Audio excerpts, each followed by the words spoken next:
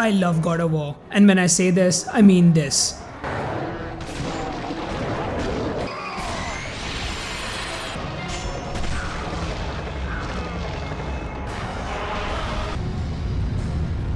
Save me from this barbarian! Please! And not necessarily this. Ah, not quite right. That was close. Try again. A god of war. God of pain. I mean, the new games are good, however, the older titles just hit differently. As it had been a long time since I last revisited the older games, I thought why not play the original God of War and grab that platinum in the process. As usual, I went to the trusty trophy guide page to check out that trophy list. This game has a total of 36 trophies, of which there are 20 bronze, 10 silver, 5 gold, and that shiny platinum. Everything looked straightforward, so we wasted no time jumping into the game. We start the game at the normal difficulty, where Kratos has decided to end his life, and the game cuts to 3 weeks prior to show the events leading to this decision. Kratos has been tasked by the gods to kill a beast known as the Hydra, who has been terrorizing the Aegean Sea. We face a horde of undead enemies right away at the start. Kratos, equipped with his signature Blades of Chaos, can slice them up with ease. We can perform light and heavy combos and can mix them up to deal even heavier damage. We can also grab enemies, throw them, beat them, and of course, rip them apart. We face one of the Hydra's head right away, and this fight is very easy. It teaches the basics of block and button prompt based animation takedowns. Soon we are introduced to some aerial creatures, also known as the Harpies, and also learn that Kratos is brutal enough to kill even human NPCs to gain back some healing orbs. Moving forward, we face some archer type enemies and have to navigate through this small puzzle, pushing the crate while taking no damage to jump over to the archers. We meet Lord Poseidon next, who briefs us more about this creature and gives us his power to aid our quest. Acquiring and using Poseidon's rage gets us our first trophy. We finally reach the Hydra and witness it swallow the ship's captain, who has the key that we need. We face the Hydra, where we need to fight 2 small heads, which are the same ones we fought earlier, and have to pin them down using a hook. The bigger head is again an easy fight, where we can avoid any incoming attacks using our thunder. We grapple the beast and skewer its head with the mast of the ship. Before leaving, we go inside the Hydra's body and grab the key from the hanging captain, only to throw him to his end and earning it's the huge one. We take care of all the remaining undead legionaries on the ship and sail towards the next harbor. Kratos has been serving the gods for the past 10 years so that they rid him of the nightmares that haunt him. Well, the gods have been not so kind on him, so he demands from Athena that his wish be fulfilled, and Athena tells him that there's one final task which he needs to complete before gods rid him of his sins. The task is to kill Ares, the god of war himself. Well, Kratos agrees, and so begins our journey. We sail to Athens, which is currently being destroyed by Ares himself. The old Kratos was a bit of a fuckboy and slept with quite a lot of ladies. We decide to have one last quickie rocking the boat.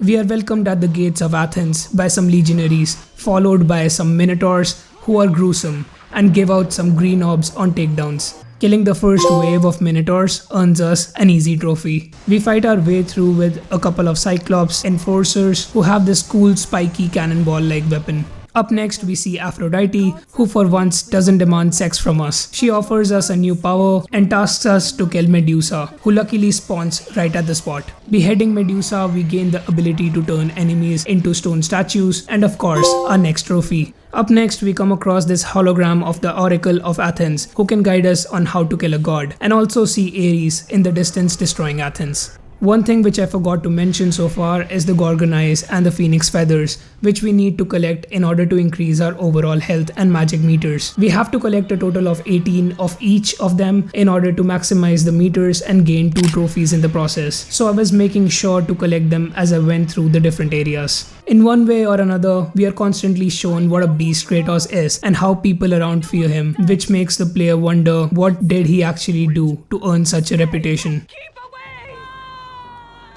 Another thing which I forgot to mention is that we can upgrade our weapons and magic to gain new combos, abilities, and of course a trophy tied to it. So I was making sure to upgrade my arsenal as I went through the game. We are introduced to more enemies as we progress, and I love how certain enemies are showcased with a sick cutscene.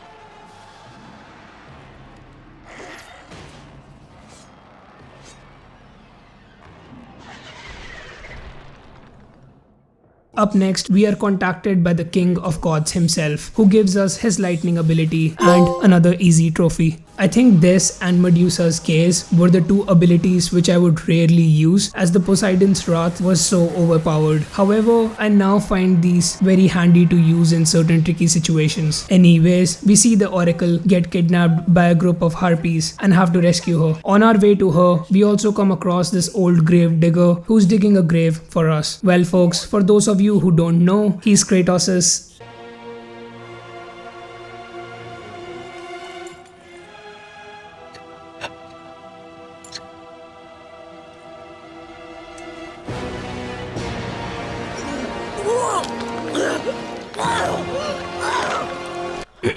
Let's not get too ahead of ourselves here. We see the hanging oracle, Perhaps too late to literally hanging oracle, and have to save her from falling. Saving her gets us another trophy, and we find a bit more about Kratos' past, where we find out that he was one of the youngest Spartan generals and was super thirsty for power. The oracle tells us about the power hidden by the gods themselves within a box, which can help us kill Ares, and so our quest begins in search of the fabled box. While in the desert, we are contacted by Athena herself again, who acknowledges the existence of the box. She tells us that it's hidden inside the temple of Pandora, which is mounted atop the titan Kronos. Well, the path ahead is hidden by a sandstorm and can only be cleared after butchering a couple of sirens. We also find a horn to summon the titan, however, it is hidden away by some more sirens and we need to take care of them. Clearing this area gets us, don't they ever shut up?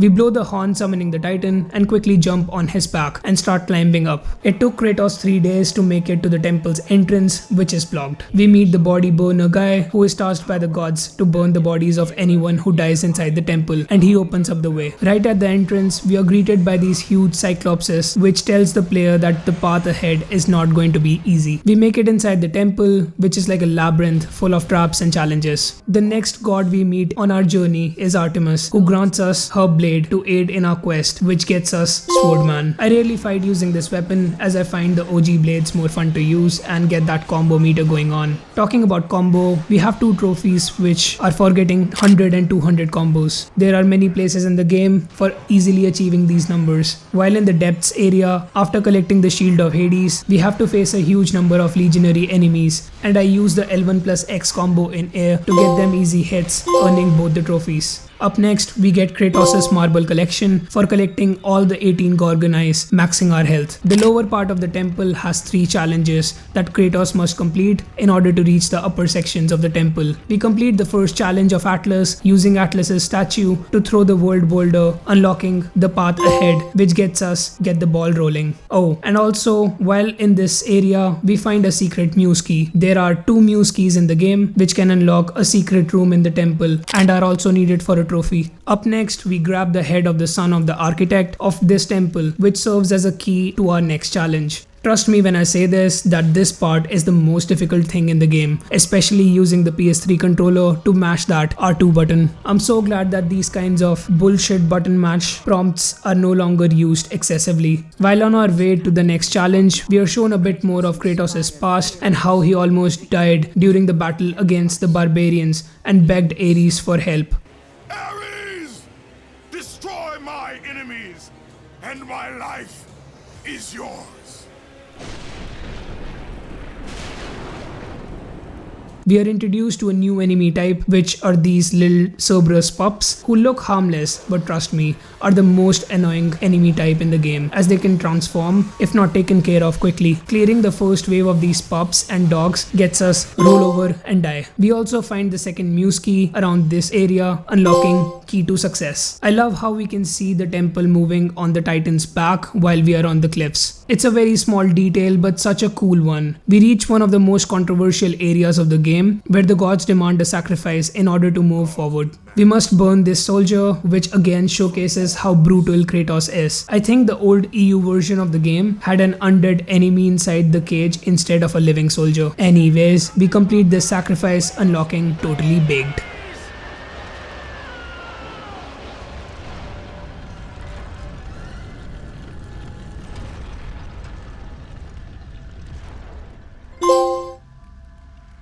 The next set of challenges requires us to breathe underwater, and for that we acquire Poseidon's trident, which lets us breathe underwater. Exploring the depths, we see a mermaid-like creature also known as Naiad, and making out with her gets us a quick trophy. Completing the challenge of Poseidon, we are back to the Rings of Pandora area. I like the fact that all the challenges are somewhat connected and bring us back to this hub area. We discover the wall where the Muse keys go and unlock the hidden room, which has a gift for us in the form of a free health and magic bar upgrade. Up next, we head towards the final challenge of the lower level, which is the challenge of Hades, where our first task is to kill a bunch of centaurs within 2 magical rings. Completing this unlocks beating a dead horse. I knew there was an easy trophy for being offered the easy mode, so I deliberately died a good number of times, getting my ass kicked. I love the overall aesthetics of this challenge as the whole area is bloody red and fiery, kinda giving that hellish atmosphere. After going through all the different parkour and combat challenges, we need to fight Pandora's Guardian, which is this big armored minotaur beast. The first part of this fight has us destroy its armor by using the ballista at the end of the room to fire burning logs. I think the hardest part of this fight is getting the analog stick rotation prompt right every time to stun the beast.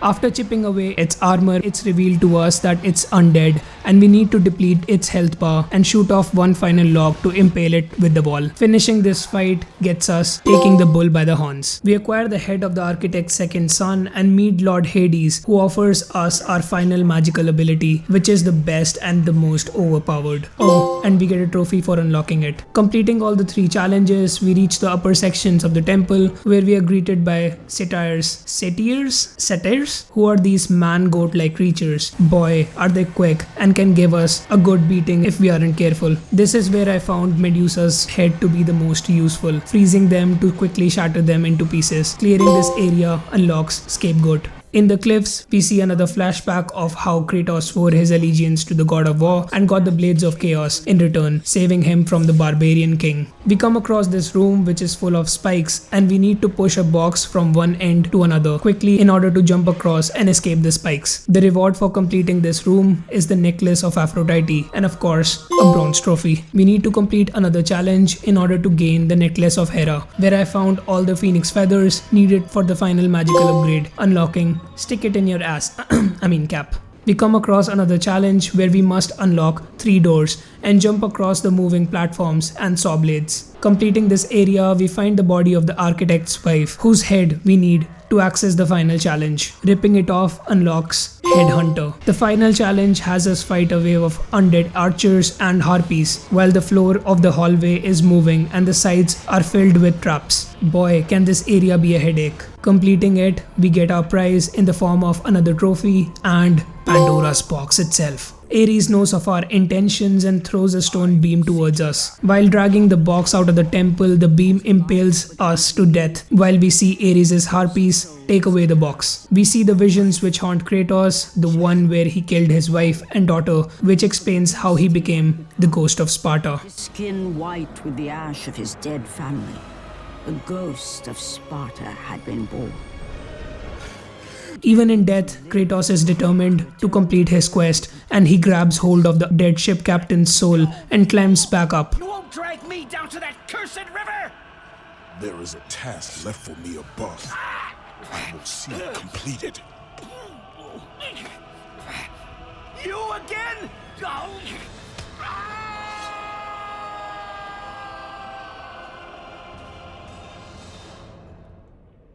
We climb back up towards the land of the living while facing off against a large horde of burning hellish enemies and platforming across the deadly traps of the underworld. While climbing a rotating spiked column, we unlock You Got the Touch for not getting hit. To be fair, it was easy since I have played this game a lot and I still remember how challenging this area was the first time I played. At the end of our path, we see a rope being thrown away from way up in the sky and we climb up, unlocking Get Me a Beer Kid. Well, it's thrown by none other than the old grave digger who we met earlier in the game, and his prophecy came true in a way. We reach Ares, who's carrying the box, and Kratos uses Zeus's thunder magic to quickly get the box. Kratos gets big and the battle of gods begins. The first phase is super easy, especially using the magic.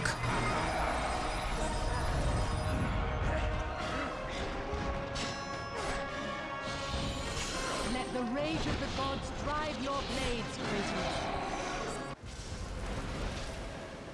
Ares gets frustrated and traps Kratos in a mental dimension, where we are brought back to the temple where we killed our wife and daughter and now have to save them from Ares' version of Kratos. Gods, can this be real?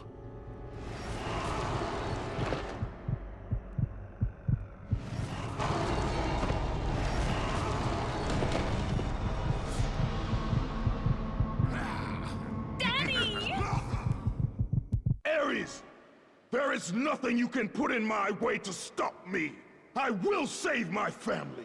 This is a great level where we can pass our health back to our family by hugging them and can bash different versions of Kratos. Kratos finally saves his family, however, they still die as this is but a what if scenario, and also loses his Blades of Chaos. You cannot save them, Kratos. You gave them up in your quest for ultimate power. There is a price to pay for everything you gain. Not that price. I didn't want them to die. No price is too high for what I offered. And you rejected me. A god! Now, you will have no power, no magic. All that is left for you is death! Ares is almost about to kill us when we see a huge blade bridge and grab it for a final round. The battle was not over. The gods, it seemed, had a final gift for Kratos. I still have allies in Olympus, Ares. Now, you will see how strong I am. This phase has Kratos and Ares share a health where one's health increases while the other one's gets damaged. Kratos finally beats Ares and shoves the blade through his chest, destroying the God of War and getting the title of the God Killer. The gods do forgive Kratos' sins, however, don't rid him of his nightmares, hence he goes to the cliffs to end his life. As he drowns in the sea, he's brought back up by the gods and gets his final award for killing Ares in the form of being crowned the next God of War. This completes the game and earns us prepare to be a god. Okay, so after completing our first run, we had only 6 more trophies remaining, which were Legend of the Twins, I'll take the physical challenge, Seeing Red, 0 health equals to bronze, Speed of Jason McDonald, and that shining platinum. We quickly watched the Legend of the Twins video unlocking the trophy. Up next I started completing the challenge of the gods, and boy, some of them are crazy, like number 5 where we have to shoot down only the undead gods and I would just always shoot the poor human soldiers. Number 8 was kind of difficult as well